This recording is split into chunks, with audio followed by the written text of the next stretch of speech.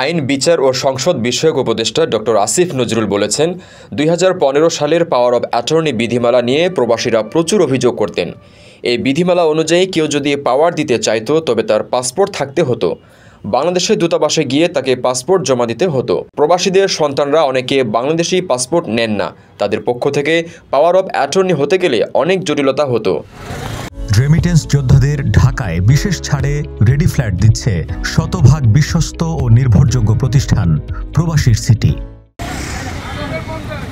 আইন উপদেষ্টা বলেন, সংশ্লিষ্ট সবার সঙ্গে কথা বলে আমরা এই বিধিমালার সংশোধন এনেছি। সংশোধন অনুযায়ী প্রবাসী বাংলাদেশিদের যদি বাংলাদেশি পাসপোর্ট না থাকে তাহলেও তাদের পাওয়ার অব অ্যাটর্নি সম্পাদন করতে পারবেন। বাংলাদেশি বংশোদ্ভূত ব্যক্তির পাসপোর্টে নো ভিসা রিকোয়ার স্টিকার থাকলে, তার জন্ম সনদ থাকলে কিংবা জাতীয় পরিচয়পত্র থাকলে তিনি বিদেশ থেকে পাওয়ার অব অ্যাটর্নি সম্পাদন করতে পারবেন। এটি প্রবাসী বাংলাদেশিদের অনেকের ভোগান্তি লাঘবে বিরাট ভূমিকা রাখবে বলেও মনে করেন তিনি।